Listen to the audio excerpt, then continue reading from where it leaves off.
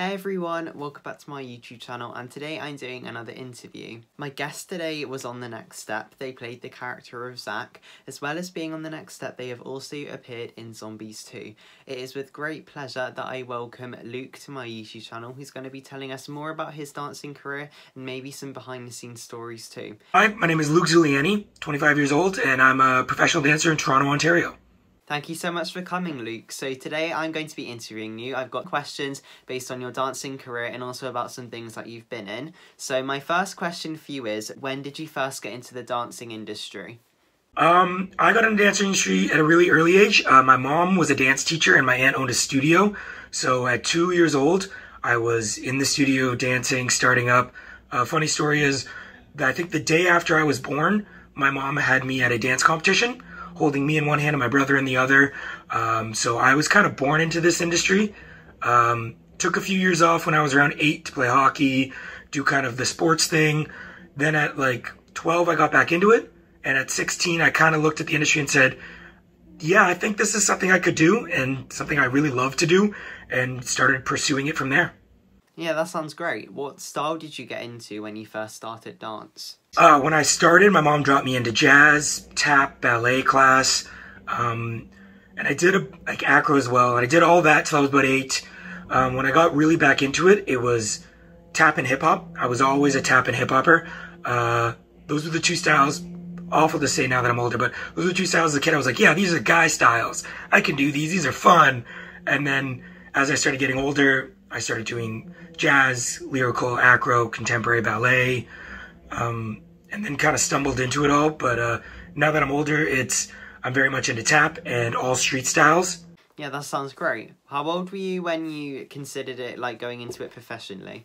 16. When I turned 16, that's when I started thinking, hey, this is something I really love and really, really enjoy to do. And there was days at school where I get to like miss school and have fun with my friends and do that at the dance. But I think I turned 16 and I saw Twitch dancing on So You Can Dance, and I watched him and how his performance was and the way he danced, and that's when I looked at it and went, I could do this as a career. I think I have the ability, I have the talent, I'm gonna push for it. And yeah, that's where I went from there.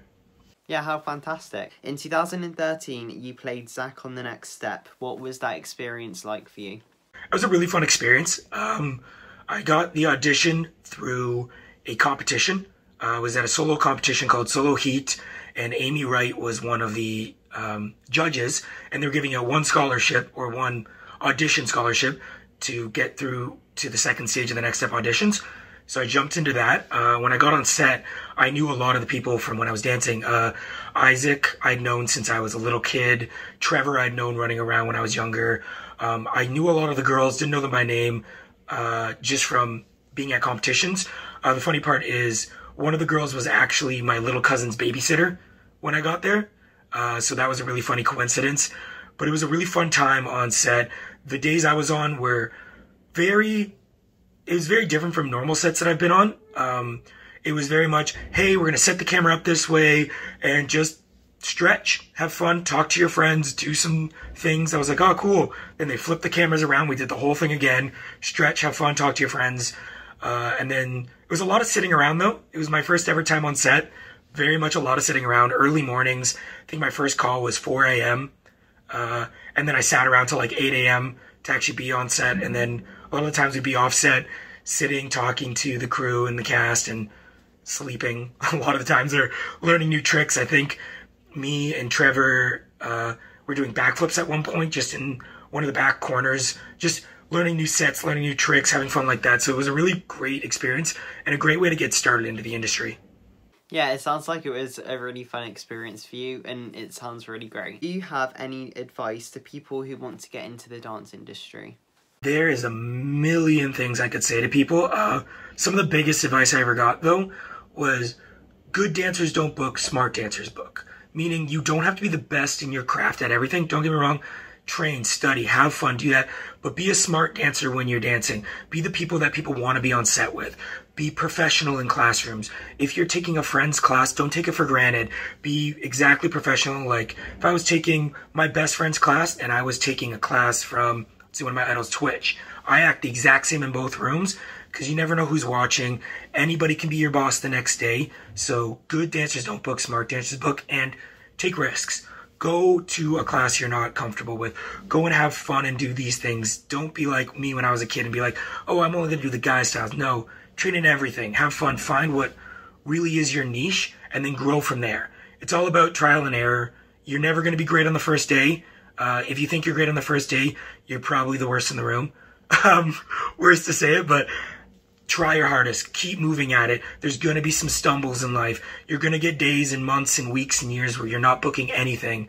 And then there's weeks and months and years where you're booking everything. But you just got to push through. Train your heart out. Learn new things.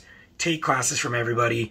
I actually started doing the styles that I wasn't comfortable with. Street styles like popping and locking, where I went to something called Footnotes, which is done by a great group of dancers and two great choreographers, Pyro and Gliz. Big guys in the industry here for street dance. And I went and I tried to start learning and diversifying my hip hop to be a locker and a popper and learn some breaking and some history from the dance. But never start learning. No, sorry, never stop. Never stop learning. You're never a master in dance. You're always a student. You're always going to learn something. So greatest advice is just keep pushing, man. Keep going for it. Yeah, that's some great advice. Thank you so much for sharing it. I think lots of people can relate to it. So yeah, thanks. When you're creating a dance, what goes through your head? Loads of things. If I'm ever creating a dance for kids in a studio, I'll usually play some top 40 fun mixes, go through the steps of listening to the beats and stuff, and just kind of throwing moves out there that I think would help developing. As I got older now, I kind of like to let the music speak to me. So one of my greatest advice from a mentor of mine was, Luke, you're a great dancer, but I always see Luke in a dance. I don't see the dance in Luke. So the music isn't telling you what to do. So now I love to sit there and listen to a whole song all the way through. And then find that part that really speaks to me. And then freestyle to just that part about 15 times. Just freestyle. Have fun with that part. Go over it. Then listen to the beats and the grooves and the sub beats and the bass line and everything in between. And then start building from there. I really like to have friends with me when I'm creating as well. Because you could think something looks dope, and then you look at it on someone else, and you're like, that's not the, that doesn't work. And then you can move on and do that kind of stuff. But it's all repetition when creating a dance. Sometimes. And other times, it's a blur of good ideas that come at you, and you just kind of have to put it down and go for it. But yeah, when I'm creating, it's a lot of methodical thinking through the steps, and really making sure that the song fits what I'm doing, and I'm not trying to fit the step to the song. I want the song to tell me what steps are really appropriate for the movement. That sounds really good, and I think that stuff that you think about is really key in a dance, so yeah, that's great. So my next question for you is, did anyone inspire you to get into dancing? Oh, there are 5 big inspirations in my life. One I already spoke about, it was Twitch. I remember watching him on So You Can Dance when I was younger, and watching him dance and looking at myself and being like, I love this performance. I love this value. I love the way he makes people feel when they watch. He could be the worst one on stage, but you're watching him for his performance. So he was a real inspiration to me. My biggest inspirations growing up, though, were my aunt and my mom. My mom kind of kicked me off into dance. She was a teacher. My aunt owned a studio, and they kind of put me into dance, and really, my mom has been all around the world with me and pushed me and watched me and supported me all the way through. And then my aunt really pushed me to love dance. I remember being in the studio with her doing tap solos. She's a tap teacher. I was doing tap solos with her, and there'd be moments where I would just break down because I was frustrated about a step. I couldn't get it, and she was the one who guided me through, taught me the performance value and being such a performer on stage and loving and enjoying it. And she is the biggest inspiration to why I dance now. 2 other ones as I grew up were my mentor, Nick Tull. He's the one who taught me one of my biggest values. Good dancers don't book, smart dancers book. But he really brought me into the industry. He brought me into the world of Toronto dance and brought me into my first company, Airtight, where I met a lot of my great friends that I still hang out with now. He was a big inspiration. He really taught me, became one of my best friends as we went through the whole process. He was a big kind of push. Another one was George Jones Jr. I take a company with him called The Vibe Exclusive. He's really pushed me now into the world of professional and making myself bigger as a dancer and teaching me about world tours and dancing with an artist and dancing on set. And he's been a big inspiration of like how you can juggle all that and then make a family and find like a great value out of that. But yeah, I'll still jump onto my aunt was my biggest inspiration. She's the one who really drew the love into dancing to me, and that's one that I really cherish. Yeah, how lovely. It's great that you've got a family member who really does inspire you, and I think all of the people who you look up to sound really great too. In 2020, you appeared in Zombies 2. What was that like? That was a whole new experience in my life. I actually got to start off in the skeleton crew. Skeleton crew is something that you do where you come in before a bunch of the other dancers and learn a lot of the steps and help like bump out a lot of like the hard rocky parts, and then you show it to the director and stuff and they okay it or they say no to it. So I got to do that for a few of the numbers, which was amazing and really, really fun to do. And you got to know the choreographers a lot, and that was a really great experience. And then coming to actual rehearsal days and seeing that everything you did on the skeleton crew and like half it like gets chopped and like it's all new and you're doing it with a bunch of dancers, and it was a really good experience. And you were up at like 7 in the morning, on set at 8, going till 4, dancing all day, falling asleep right after you got home from dance, napping till like 9 o'clock. It was a really, really fun experience. And then on set was a whole different beast of I think it was 27 days I was on set, either being special skills extra or actually dancing on set. So we got there at 4 in the morning. I'd sit in a makeup chair and put my arms out, my face back, and they'd do gray all down my arms, gray my whole face, do eyeliner. I got really good at putting on eyeliner and eyeshadow and things that I'd never thought that I'd be good at doing. Because the first day I would cry in the chair because I didn't know poking your eye hurt so much. But by day 27, I was a pro at it. And then you get your wigs on and you'd be like sick, hour in the chair. And then you'd sit in a trailer for 2 hours waiting for set to start. And then you get on set and there'd be a lot of like waiting and doing and stopping and going and sleeping in chairs and really fun things that no one ever really prepares you in the dance industry for. That on set is not, hey, go, go, go, dance, dance, dance. It's a lot of dance, dance, dance and stop and wait and we don't like this, change it. And it was a really big eye-opener and shock to like learn what my industry really was. And it was really fun, especially because I had like 45 other dancers that are in my like community dancing with me. So I got a great amount of days to just hang out on set with the cast and the crew and my friends, play games. It was a really fun experience, and I honestly can't wait for another experience like it. Yeah, it does sound like a great experience. Like, did it really hurt when they were putting like this your makeup on? Because you said like it really hurt your eyes. It was weird because I've never put eyeliner or mascara on at all. So we had these like really dark eyes on through the whole zombie process. So at first, and shout out to all the girls that do this every day, because I could not do this every single day. For 25 days, I was like, I hate my life. But girls that do it every single day, shout out to you. But it was like eyeliner underneath and mascara on top, and my makeup artist calling me a wimp and telling me to look up and stop tearing up. And it was just kind of really funny. But it was a great experience and something new to learn, especially when you had to be a werewolf for a few days on set where you'd have to get it all done all the way up and then tattoos all over your arms. But it was just a really fun time and it was a new experience. But yeah, the makeup kind of, taking it off was the worst process actually. I think taking it off, we had to put shaving cream all over our bodies because the paint that they spray painted on came off with shaving cream. So you'd end up at the end of the day, everyone looking like Marshmallow Man or the Michelin Man, just everywhere scrubbing themselves off and just piecing out of the tent. It was really fun.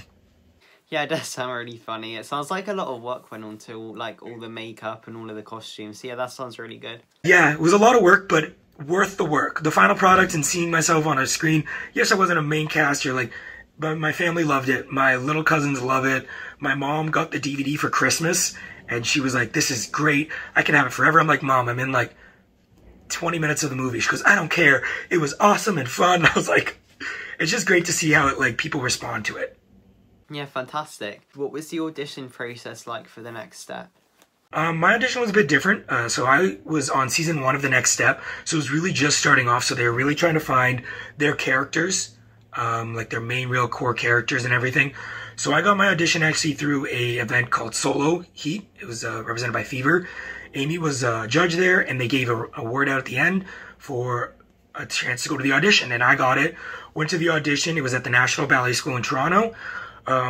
Went in and we learned, we actually had to learn the combo before we got there. Amy sent out a link to the combo. We learned the combo at home. Then we got there. They went over the combo, everything. But they made a huge, like, piece out of it. I've never had an audition like it since. Amy set people in different pieces, made you do different sections of the dance, and had you tumble down the floor and answer questions and ad-lib a bunch of things. So it was really, that one was really unique. In the 10 years since I've done that audition, there's been nothing like it since. I've never done an audition like it. It was really fun though. Got to have a good full day on set with friends. And then I got the email a few weeks later saying I was on the B Troop. So I got to go on, meet the whole cast, do about, I think, 7 or 8 days of shooting. And then that spread through a whole summer of my, I think it was a summer of between my grade 11 and grade 12 year of school. It was really fun. It was a great time. Yeah, just a great time altogether. Really unique though. Amy Wright runs a heck of an audition, I'll tell that. Yeah, well, it does sound very unique, and yeah, it does sound like you had a whole lot of fun too. Have you always wanted to be a dancer? No, I've not always wanted to be a dancer. When I was really, really young, I wanted to be a policeman and a fireman and stuff like that growing up. I was really like into all that. And then as I started growing up, I didn't know what I wanted to do at all. There was nothing that really caught my eye. I was pretty good at school. I loved math. I was great at science. I got to go, I was accepted to some schools for like biology and stuff like that. And what I really thought into it was, what do I want? What is fun for me in life? What do I want to do? What do I want to wake up and do every single day?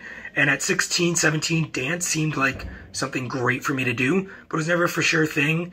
I loved teaching dance, but I don't know if that's something I always want to do in my life now. I really like dancing in general. But no, I didn't know I really wanted to do this until I got to like high school. And then once I hit 21, I had an experience on set with Janet Jackson. I got to do a she came into town and did a full tour show and picked some dancers from the community. And we got to go on stage and dance with her. And the minute I got on that stage in front of thousands of people is the minute I knew this is exactly what I want to do with my life. I want to dance. I want to be on stage. I want to make everybody love what I'm doing. I want to entertain. And I think that's the moment I knew I wanted to do it. But it was kind of like up and down till then. But yeah, 21, finding that moment on stage was the moment I knew that dancing was my life. Yeah, that sounds so magical and fantastic. So yeah, good for you. So I have 2 more questions for you. And my next question is, what has been the best moment in your career so far? I kind of touched on it a bit before. There are 2 really, really big moments in my career. The first one happened when I was around 16. I went to the World Tap Dance Championship, the IDO World Dance Championships in Germany. Flew out there and had a bunch of numbers go on. I got to choreograph a few numbers that went on too, which was great. But I did a solo out there, and my solo made it all the way to the final round, and I got bronze medal at the World Tap Championship. And that was one of those moments where I felt on top of the world. I was dancing against people from all around the world, and it felt amazing. One of my biggest accomplishments. But my biggest accomplishment right now still is dancing with Janet Jackson. Being on stage with her and seeing a whole process of how a full concert is put together, getting to be on 2 of the numbers, being on stage. Like, I was on stage directly behind one of the greatest pop stars of all times, and I cannot emphasize enough how amazing that felt and how amazing it was to be on stage with her. And that was definitely a defining moment in my dance career, in my life.